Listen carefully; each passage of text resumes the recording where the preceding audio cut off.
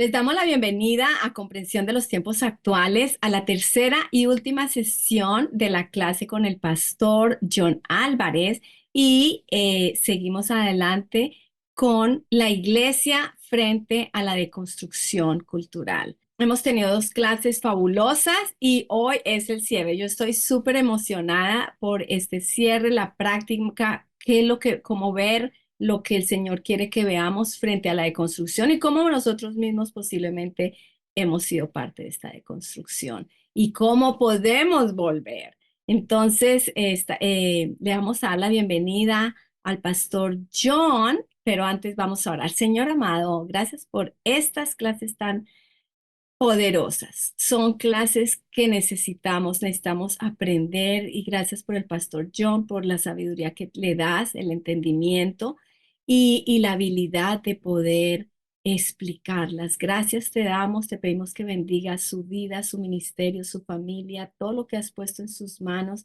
y bendigas a cada oyente, que esta palabra y todas estas clases sean de mucha bendición para ser entendidos en los tiempos. Te lo pedimos en el nombre de Jesús. Amén. Bueno, Pastor John. Buenos días, muchas gracias. Qué privilegio poder llegar a esta tercera sesión. Vamos a hacer un pequeño empalme de donde dejamos la semana pasada. Estábamos hablando acerca de la secularización. Ahí a ese punto llegamos. Les estaba conversando un poquito acerca de las tres etapas históricas de la secularización. ¿Sí? La primera etapa no necesariamente tiene un concepto negativo, una connotación negativa para la iglesia. Esta primera aplicación, que se da más o menos en 1648, tiene un concepto hacia independizar la política de la iglesia. Es, si se quiere, un concepto político jurídico neutro, ¿sí? Solo se buscaba designar el paso de determinadas instituciones del poder espiritual al poder temporal o al poder político, ¿sí? Es más, algunos sectores de la iglesia promovían directamente estas posturas de secularización, pero luego viene una segunda etapa y un autor bien interesante, Rubio Ferreres, nos describe sobre esto, que es una transición que sucede al final del siglo XIX, justamente con el avance de la industrialización. Esta vez, esta etapa de la secularización se va a dar en el plano de la filosofía, ¿sí? En esta posición es el momento en el que surge con más fuerza el modernismo y se trata en esta etapa de procurar esa secularización en tanto liberar al hombre moderno de la tutela de la iglesia. Ahora sí, en esta segunda etapa se entra a hablar de una descristianización. Se pasa, por tanto, a un significado ideológico y valorativo, donde el concepto secularización es sinónimo de emancipación, de liberarse del dominio de la iglesia. Y llegamos a una tercera etapa que se da con más fuerza en el surgimiento del posmodernismo, donde secularización se da en el sentido de independencia radical del hombre respecto a todo poder divino. Es la etapa donde se fortalece el ateísmo, donde se denuncia todo tipo de subordinación religiosa con respecto a Dios. Esta secularización, que en apariencia eh, tiene que ver solo con los agentes externos de la iglesia, lamentablemente permeó, entró en la iglesia. Rubio Ferreres nos habla acerca de 6 propuestas del término de secularización, de definición, propuestas de definición. Yo quiero resaltar dos. Hay dos que me llaman la atención. Una es secularización como el proceso de declive o decadencia de la religión. Los símbolos, doctrinas e instituciones previamente aceptados pierden su prestigio e influencia. La culminación de la secularización sería una sociedad sin religión. Eso también ha entrado en la iglesia. cada vez cuestionamos más los símbolos de la iglesia. Son diversas las congregaciones que han entrado a cuestionar para qué hacer la Santa Cena, o para qué poner la Biblia, o para qué mostrar la figura de la cruz. Todos los símbolos que caracterizan el cristianismo entran en una decadencia, en un cuestionamiento de la misma iglesia. Yo recuerdo una temporada en Colombia donde las iglesias omitían la palabra cristiano o cristiana porque eso generaba cierto recelo en la comunidad. Entonces algunas iglesias se hacían llamar eh, casa, casa de bienaventuranzas o casa del éxito, qué sé yo. Incluso pues eh, títulos bastante relacionados con la prosperidad, pero haciendo a un lado todo concepto o toda palabra que haga pensar en cristianismo. Luego, la segunda definición de Rubio Ferreres es bastante interesante. El proceso de secularización como conformidad con este mundo. El grupo religioso o la sociedad animada religiosamente desvía su atención de lo sobrenatural y de manera progresiva se interesa más y más en este mundo. O como lo dice Francisco Umbral, se trata de una religión que vive obsesionada con el cuerpo, aunque hable mucho del alma. Es doloroso encontrar esta definición cada vez más cercana a los pasillos de templos de muchísimas congregaciones. Una religión que vive obsesionada con el cuerpo, aunque hable mucho del alma. Entonces, cada vez se pone más la atención en aquello que representa bienestar y se aleja más la atención de aquello que representa eternidad. Es curioso que la misma iglesia haya permitido que al interior de ella se considere que el bienestar primario sea lo temporal, indistinto de un bienestar primario que debería ser lo eterno. Luego, allí la iglesia está haciendo o está aportando en esta deconstrucción de la cultura, porque en tanto más pone su mirada en lo temporal, avanza en la misma línea de esa conceptualización de felicidad que viene buscando el ser humano desde tiempos de filosofía griega. Sí, ya filósofos importantes como Sócrates, Platón o Aristóteles habían planteado que el propósito, el telos del ser humano era la felicidad. Luego, ¿cómo encontrarla? Algunos establecieron a través del gozo y del placer, otros a través de la reflexión. La iglesia establece que se encuentra la felicidad a través del orar a Dios para pedirle que le dé bienestar o que le dé propiedades o que le dé una cantidad de cosas y se aleja cada vez más de lo eterno.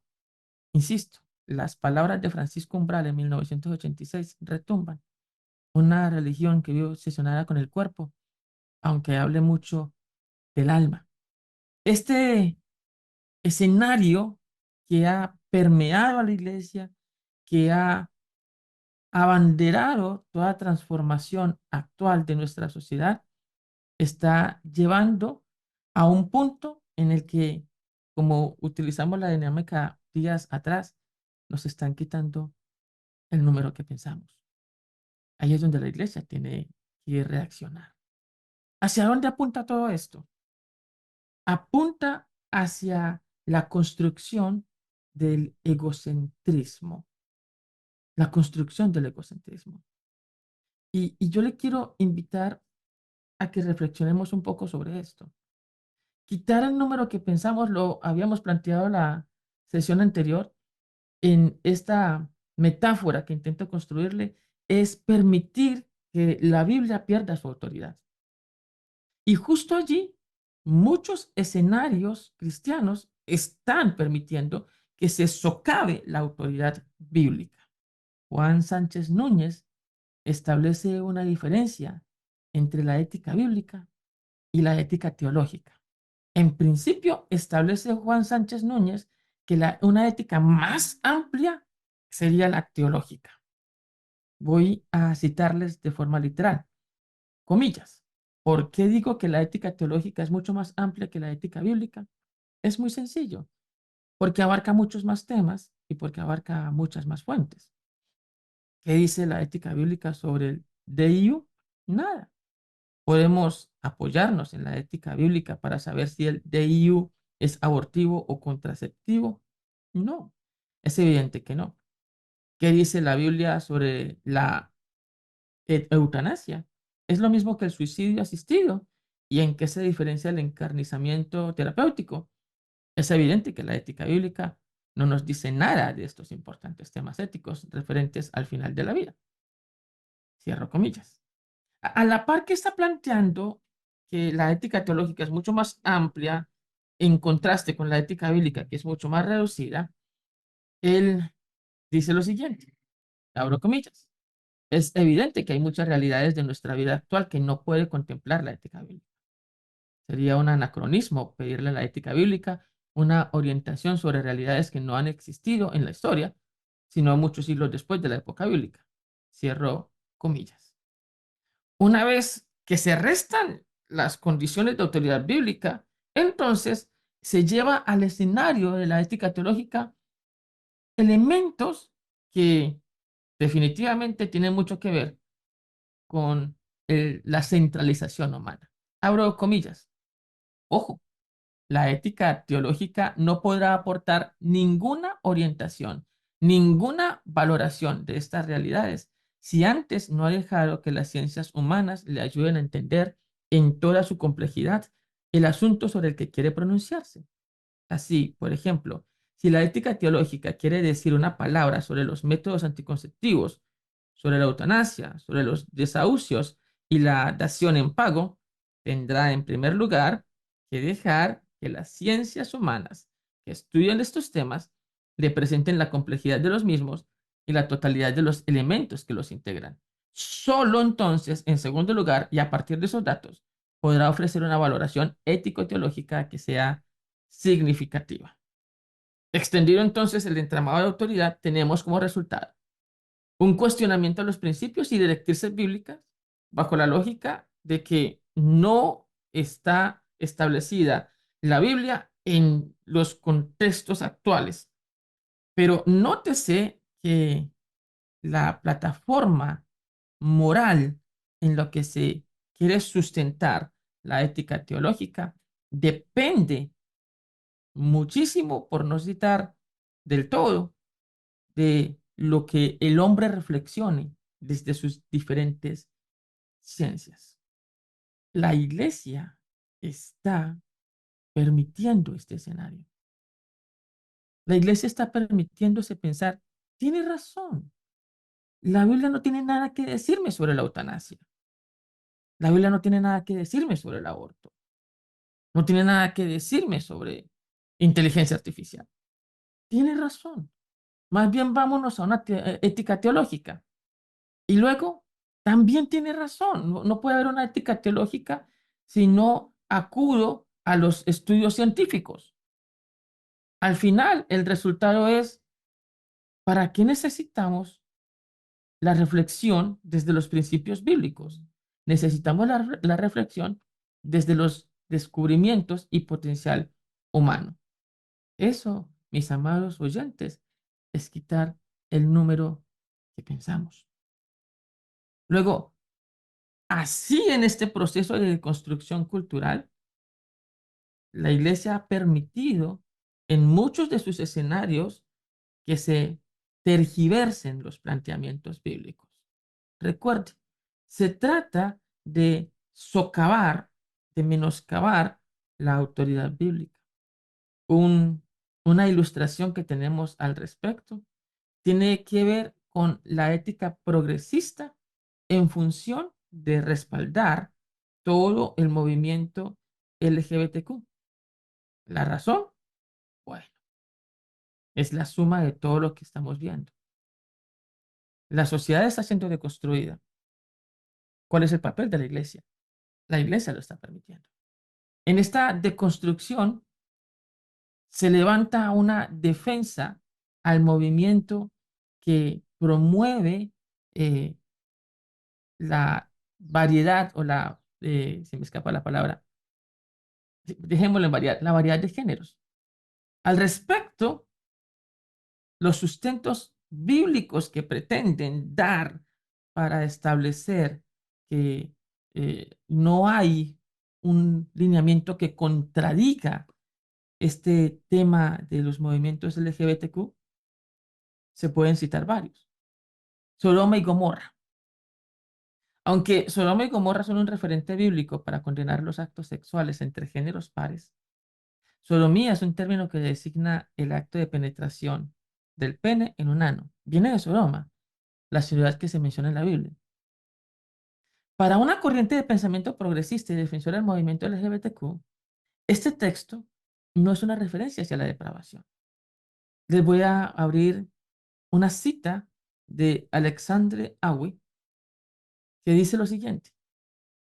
Él muestra que el pecado de Sodoma no fue la práctica homosexual entre varones, sino que consistió precisamente en su orgullosa impiedad que las llevó a despreciar las sagradas leyes de la hospitalidad para con los extranjeros.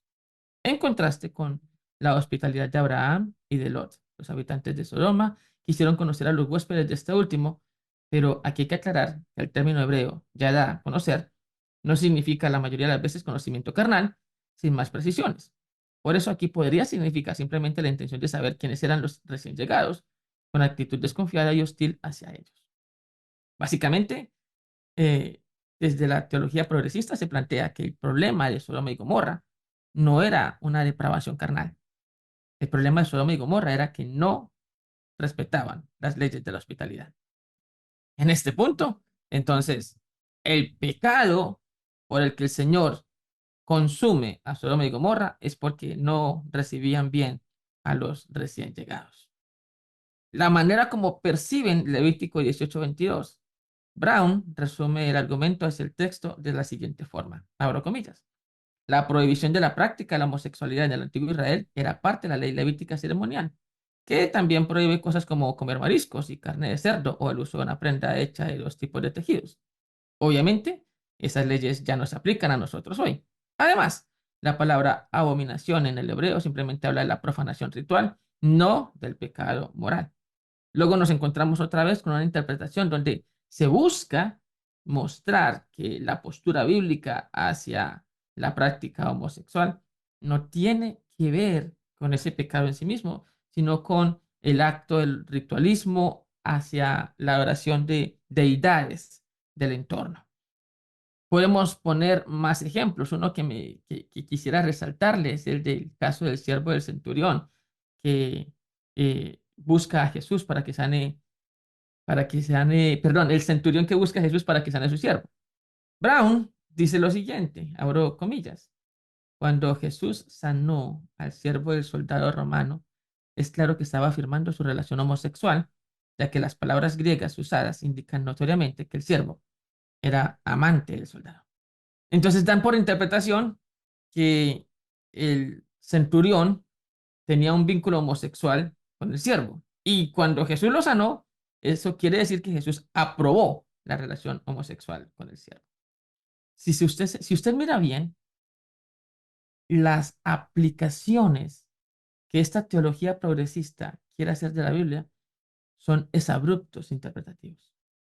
El problema es que sobre esos exabruptos, la iglesia está permitiendo que sucedan cosas. Hay un concepto que quisiera explicarle que se da dentro de la secularización. Se llama anomia. Anomia se puede entender como la condición social en la que una sociedad demerita, desvirtúa las leyes y logra establecer modelos sin presencia de leyes, sin pautas de autoridad. La anomia es el resultado de desgastar la imagen de la autoridad y por consiguiente todo lo que implica institucionalización. Déjeme abrirle el marco de la preocupación dentro de la iglesia.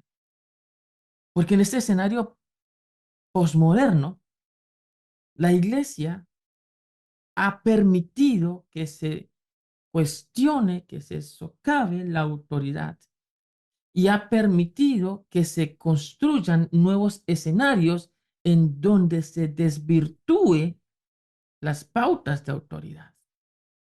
La anomia es un marco social que da como resultado el pensamiento en el que la persona dice, no necesito de nadie.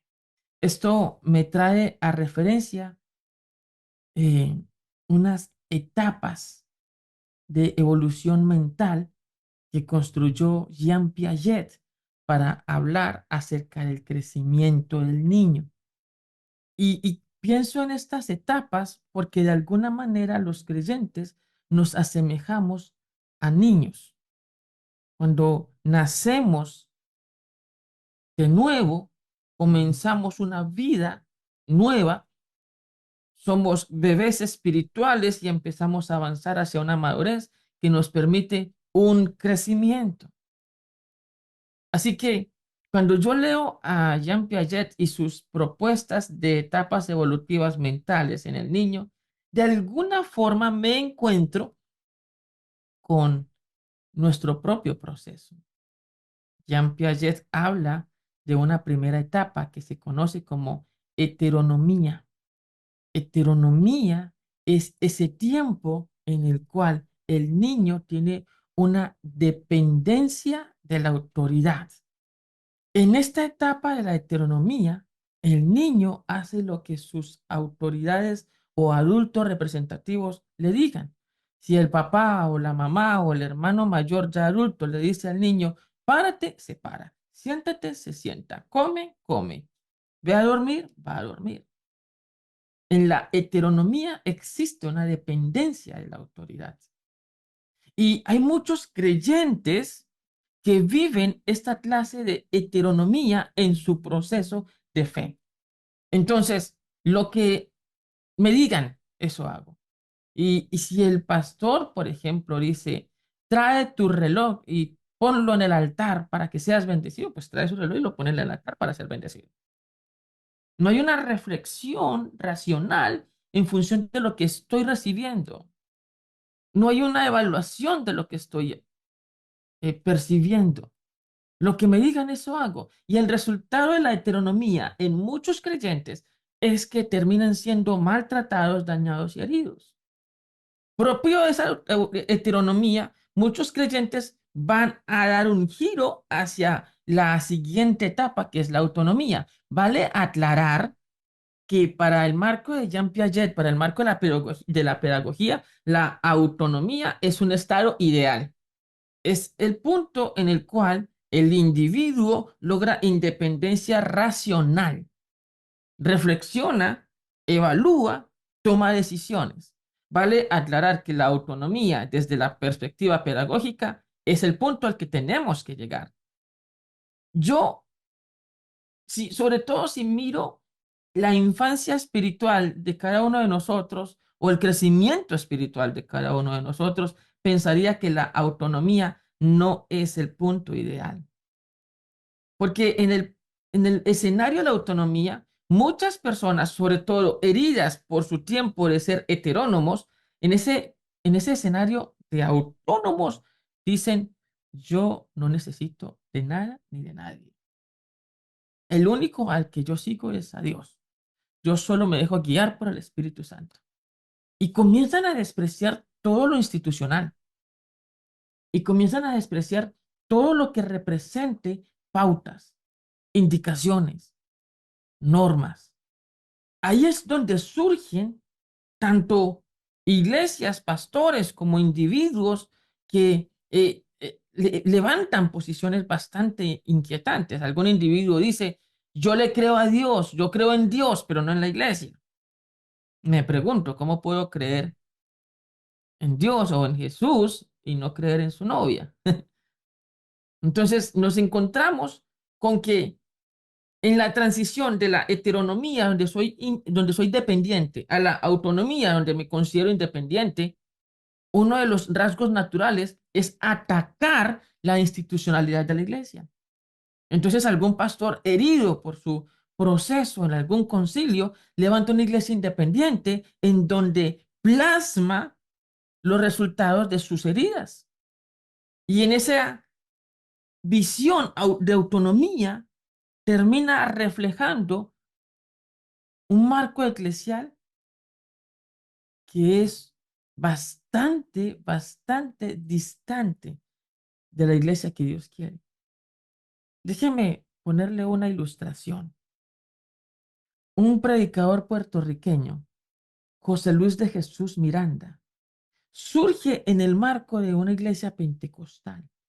Por supuesto, en su proceso de crecimiento, podría imaginar, fue herido por algún líder de su concilio y esto lleva a que este hombre decida construir su propio escenario eclesial.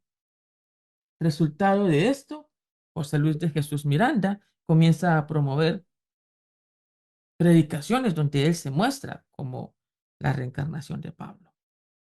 Tiempo después, su discurso va a cambiar y se va a mostrar como la reencarnación de Jesús. Luego pasa a ser la reencarnación del anticristo para finalmente él mostrarse como Dios. José Luis de Jesús Miranda murió en el año 2016-2017. Su esposa tomó su lugar y ahora ella se muestra como Melquisedec Lisbeth, es decir, la diosa Melquisedec o la diosa Lisbeth. Todo esto surge de un punto en donde se pretendió mostrar autonomía. Para mí, la autonomía no es el escenario ideal, porque en la autonomía se pretende un concepto de libertad, donde no se rinde cuenta, donde no se solicita autorización, donde se trata de tener el concepto de libre albedrío en su plenitud de desarrollo. El problema es que esta autonomía choca con la paradoja de la libertad que nos muestra Pablo. Pablo dice, o le servimos al pecado o le servimos a la justicia. Luego, el mismo Pedro nos cuestiona, dice, ustedes son libres, pero a la vez son esclavos de Dios. Así que no usen su libertad como una excusa para hacer el mal. La claridad del apóstol escriba en establecer que el creyente es esclavo de Dios y su libertad en ningún momento será completamente autónoma. Si yo realmente estoy buscando agradar a Dios, debo reconocer que no puedo aspirar a una autonomía 100%. Siempre debo estar sujeto a los lineamientos que Dios establezca. Y Dios ha establecido lineamientos desde la misma iglesia. ¿Qué debe hacer la iglesia para levantarse en función de este proceso que ha venido cambiando la estructura, que ha venido cambiando la cultura y al mismo tiempo la ha venido cambiando a ella? ¿Qué debe hacer la iglesia? Lo primero es que la iglesia tiene que hacer una mirada en retrospectiva, hacia adentro. La iglesia tiene que comprender que están pasando cosas que no son propias de lo que Dios quiere. Cada vez que surge un nuevo movimiento que busca cuestionar lo viejo dentro de la iglesia, termina cuestionando gran parte de los principios bíblicos. Y así, basados en una autonomía, insisto, voy a repetir sobre esto, perdóneme que sea redundante. Muchos creyentes llegan a la autonomía como resultado de las heridas que vivieron en su tiempo de heteronomía. Mientras eran heterónomos espirituales y simplemente lo que dijera el pastor lo hacían sin cuestionamiento y sin mirar nada, sintieron abusos, sintieron daño. Y entonces, producto de este daño, pasan a una autonomía en donde no creo en nadie, no confío en nadie, lo único que yo creo es en la palabra de Dios y ya está. Se me viene a la mente otra ilustración, esta del siglo XIX, por allá en 1820, un predicador consideró que no necesitaba recibir formación de parte de otros hombres. Él podía recibir formación si él estudiaba la Biblia solo. Así que Este amigo decide comenzar a estudiar en 1820 y llega a la conclusión, cuando comienza a estudiar el libro de Daniel, que Jesús iba a venir en 1843. Decide comenzar a predicar esto con mucha fuerza. Muchos le creyeron, muchos se unieron a su cruzada, y en 1843 habían miles y miles y miles de personas en New York y otros estados aquí de Estados Unidos que habían vendido casas, que habían vendido una cantidad de propiedades para esperar la venida de Cristo. Resumiéndole la historia, consideraron que iba a venir en 1844, no vino, y eso se conoció como el gran fiasco de 1844. Fue el resultado de alguien que dijo, yo no necesito que me enseñen, yo puedo aprender de la Biblia yo solito. Es el escenario de autonomía en el que entran muchos individuos, comunidades, pastores, y en este escenario de autonomía permiten socavar las escrituras, mermar la autoridad bíblica. Y allí la iglesia está perdiendo también su autoridad y perdiendo también su condición de sal en esta deconstrucción de la cultura. ¿A dónde tenemos que ir entonces? Yo creo que la iglesia debe llegar a un punto de autonomía teónoma. Autonomía teónoma, ¿qué quiere decir? Es vivir en autonomía moral, pero sujeto completamente al propósito e instrucción que Dios establece a través de lo que Él ha planteado en las Escrituras. La autonomía teónoma es un escenario en donde yo logro avanzar en mi fe, entendiendo mi papel como comunidad. Hay comunidades cristianas que se han querido quedar en el punto de la autonomía. Le quiero leer el manifiesto de libertad cristiana que desarrollaron algunas iglesias en España. Dice así, comillas, vivir en autonomía moral es una de las exigencias del cristiano en el momento actual. Por el hecho de ser creyente no se pierde esa dignificación de la criticidad moral. Este factor es aceptado como un elemento dentro del manifiesto de la libertad cristiana. La única autoridad que hemos de invocar cuando se trata de fundamentar un imperativo moral concreto es la razón libre, es decir, la libertad razonada en sí misma. Cuando verdaderamente toma conciencia de sí, el sujeto moral descubre al mismo tiempo que es autónomo y que lleva dentro de sí su propia ley. La libertad responsable, que es para sí misma norma objetiva y verdadera, única autoridad legítima en consecuencia, capitular ante otra autoridad, sea la que fuere, aun la de un Dios entendido como legislador, moral, inmediato, teonomía malentendida, equivaldría para una conciencia moral a destruirse a sí misma. Menos aún se debe invocar en este terreno una autoridad apoyada en la revelación. ¿A dónde conduce entonces este pensamiento de autonomía? Solo a cuestionarlo todo. La moral deja de ser arreglada, ya no hay parámetros bibliocéntricos, ya no hay parámetros cristocéntricos. Ahora la vivencia es una perspectiva que se desprende de mi concepto personal. Necesitamos entonces esa autonomía teónoma.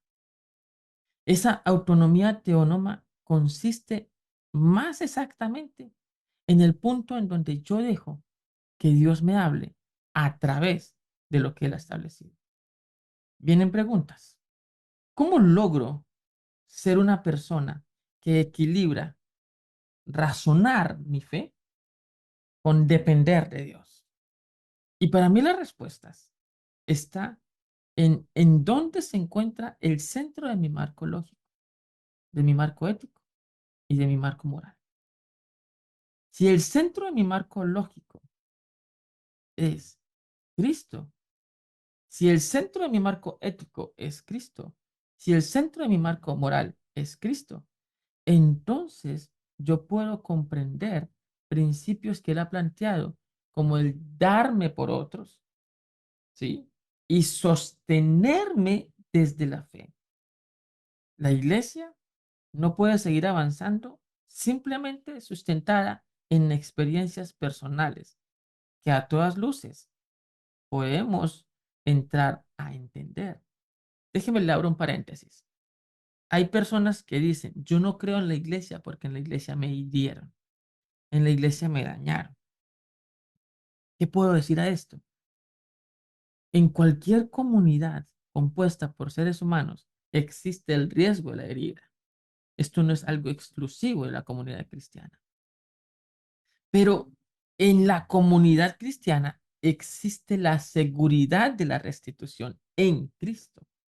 El, el autónomo teónomo comprende que está expuesto a ser herido, pero sabe que tiene sanidad en Cristo Jesús.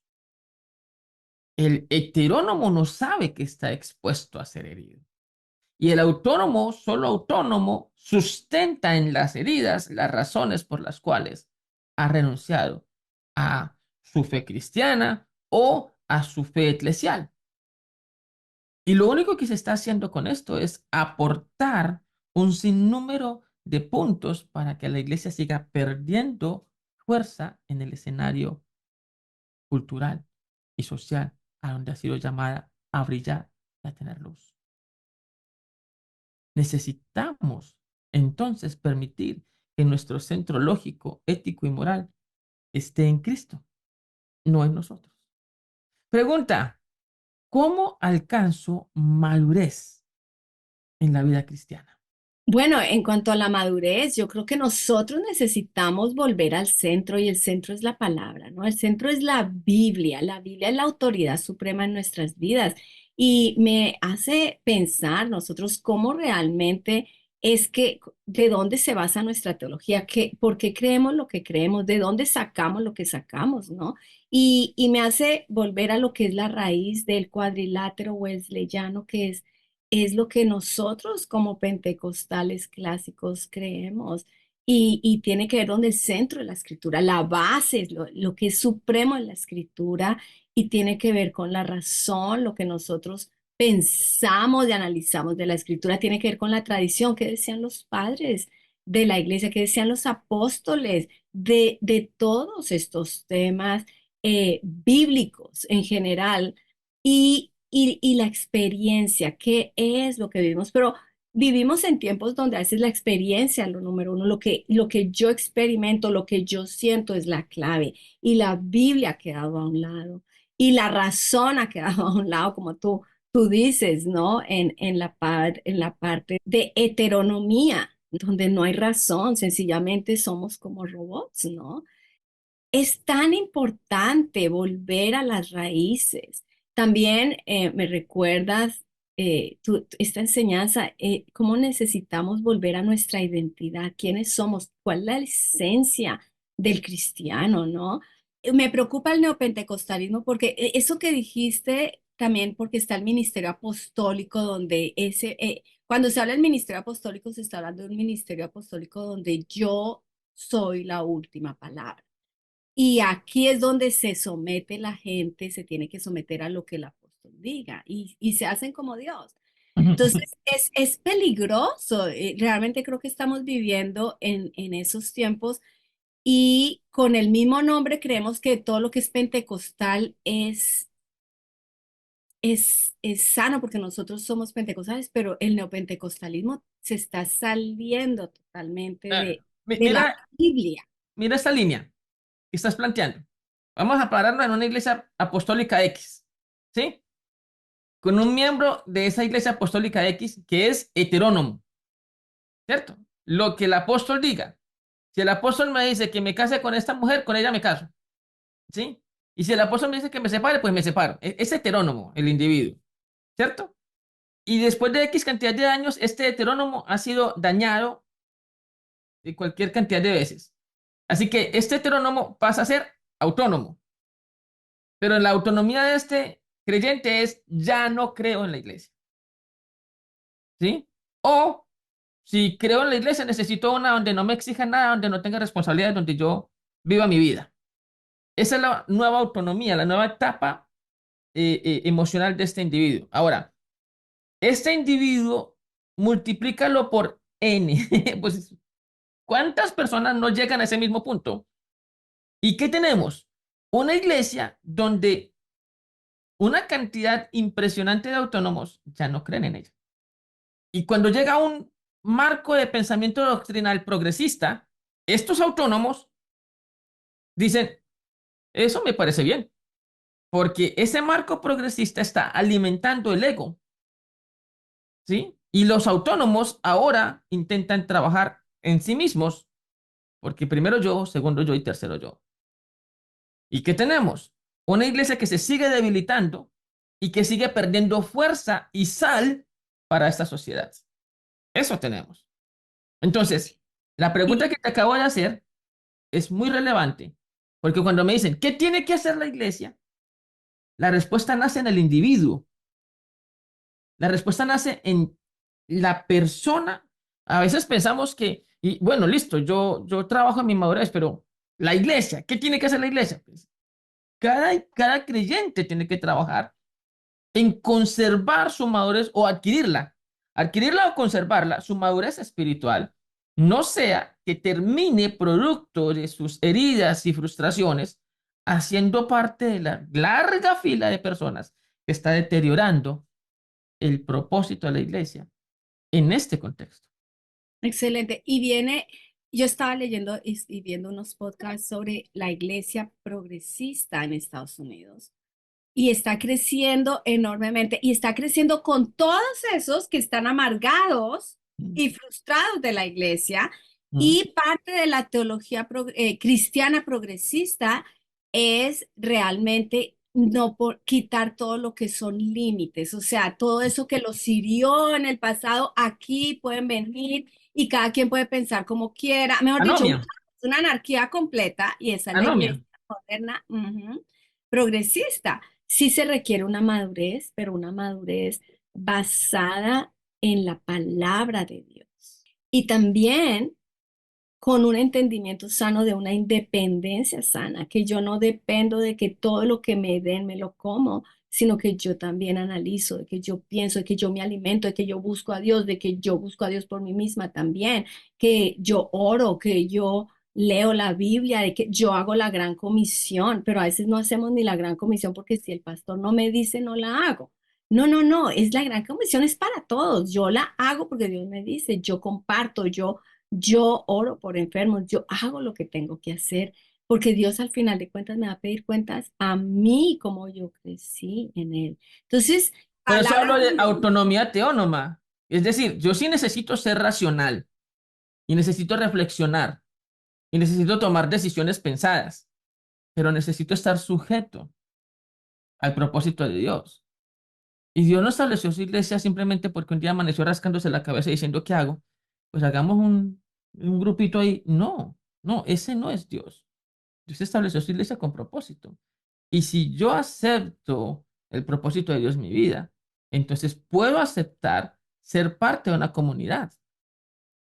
El cómo asumo la interacción, los riesgos de la convivencia, eso depende muchísimo del cómo logro o qué nivel de autoridad le estoy dando a la Biblia, ¿sí?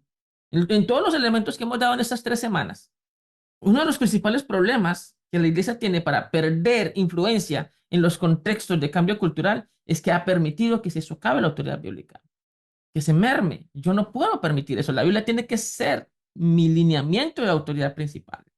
La Biblia tiene que mostrarme caminos. Lámpara es a mis pies tu palabra. Lumbrera a mi camino. Eso tiene que ser la Biblia para mí. Y si en la Biblia yo encuentro una invitación a no dejar de congregarme, una invitación a entregarme por los otros, por mis hermanos, a dar mi vida por mis hermanos, entonces en función de eso tengo que seguir avanzando. La autonomía teónoma me llama a ser una persona balanceada en mi toma de decisiones, pero sustentada en el propósito divino. es muy relevante porque creo que es parte del entendimiento donde la palabra nos dice que estamos en los últimos tiempos y que habrá doctrina de demonios, ¿no? Donde muchos serán desviados. Y yo creo que una de las cosas que sí nos desvía es no tener discernimiento. Y ese discernimiento viene de nuestra relación con Dios. Esa es de ahí donde algo como que una alarma, una banderita roja en mi casa, como un momentico, esa palabra, y poder pensarla. Ahora, yo, por ejemplo, también con mis pastores aquí y allá, yo les pregunto, no entendí eso, explícame porque es que no me suena, explícame y poder conversar sobre el tema. No es como que palabra de Dios y como el estilo, te alabamos, Señor, y se acabó, ¿sí? Sino realmente pensar y poder tener esas conversaciones. No entendí eso, ¿dónde está eso en la Biblia? Pero la Biblia también dice eso. Ahora explícame un poco más porque no me quedó claro. Y eso se basa en el respeto y eso se basa en una comunidad de creyentes que ama al Señor, que crece junta y que puede hacer preguntas y puede tener respuestas. Yo creo que eso es una madurez cristiana en una iglesia. Déjame mostrarte un ejemplo de autonomía que se está dando en muchas iglesias actualmente con nuestros jóvenes, ¿sí? Porque los jóvenes son muy proclives ahorita a apoyar los movimientos progresistas en favor de la comunidad LGBTQ. Y tú hablas con un joven y te dice, ay, no sea moralista, en la Biblia no se dice en contra de esto, o la Biblia apoya esto. Y tú le preguntas a este joven, ¿y por qué dices eso? Ah, porque eso es lo que dice la teología. Básicamente, vas a ir a buscar qué dice la teología progresista y te vas a encontrar con alguien que dice que David tenía relaciones con Jonatán. David era homosexual con Jonatán. O te vas a encontrar con que Noemí y Ruth eran lesbianas. Insisto, son exabruptos. Pero estos nuevos autónomos quieren tomar la decisión de apoyar eso simplemente porque vienen heridos de cómo se les trató en algún escenario eclesial. Yo creo que la iglesia tiene que reflexionar en torno a esto. Y como bien lo dices, en los escenarios más neopentecostales que pentecostales, ha habido un abuso increíble de la autoridad, pero increíble. Un posicionamiento inadecuado e irrespetuoso de la autoridad. Porque algunos apóstoles no solamente se muestran como papá, yo soy el papá de la casa. Son casi que los dueños y señores de esa casa. Y eso trae heridas. Y tras las heridas, trae decisiones inadecuadas, como por ejemplo, atacar la institucionalidad eclesial, solo porque sufrí dentro de ella. La iglesia tiene que entender que mucho de lo que está pasando en esta deconstrucción cultural se ha gestado también en ella. Y necesitamos volver a apuntar al centro. El centro es Cristo. El centro está en su Biblia, en su palabra. No podemos permitir que se socave la autoridad bíblica y que nuestra convicción en Cristo sea sometida a una transición, a un cambio. En eso tenemos que estar muy claros. Vivimos en un tiempo, por lo menos hace como unos 20 años, yo empecé a escuchar frases como, sin ser religioso, voy a dar mi opinión. Y siempre sin ser religioso. Y yo siempre pensaba, ¿qué es lo que quieren decir sin ser religioso? ¿Cuál es el tema?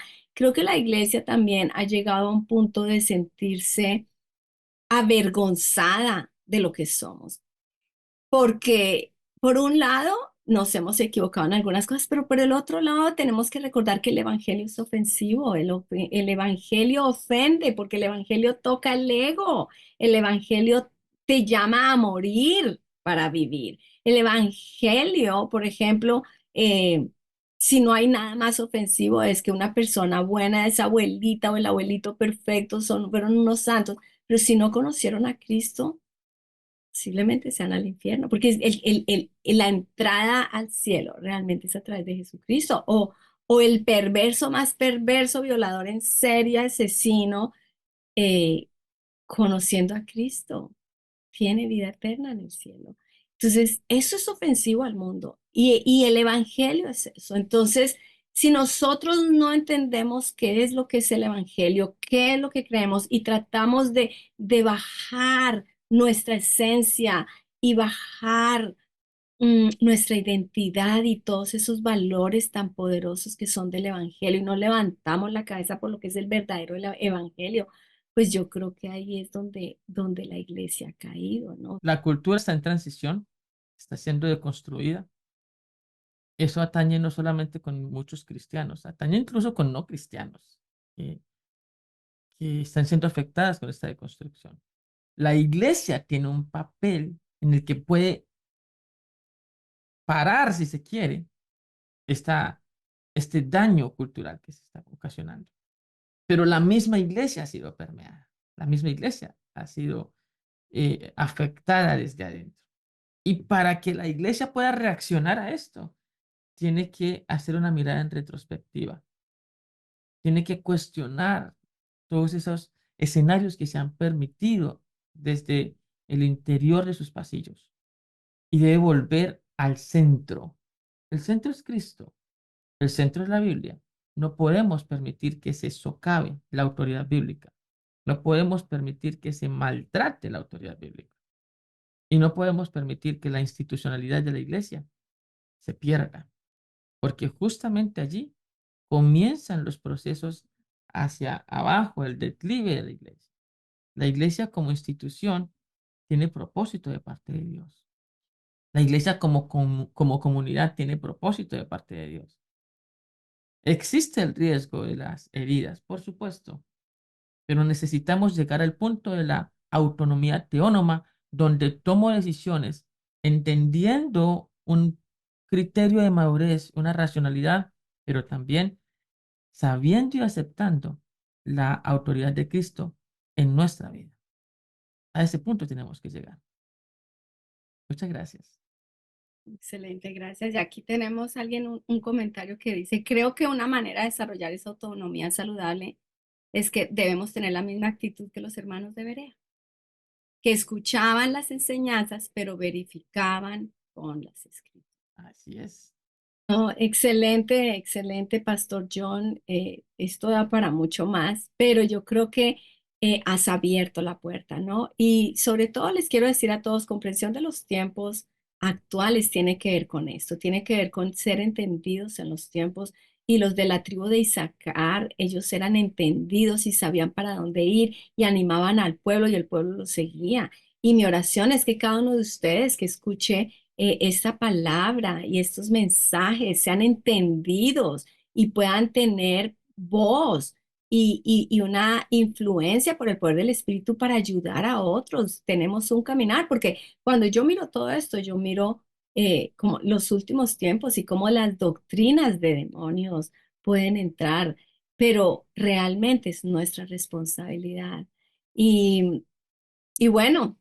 Solamente les recuerdo, comparta estos mensajes, póngales un me gusta, háganos comentarios ahí en el canal de YouTube y seguimos adelante. Necesitamos que todos escuchen el mensaje, que todos sean entendidos en los tiempos. Entonces, el trabajo es de todos.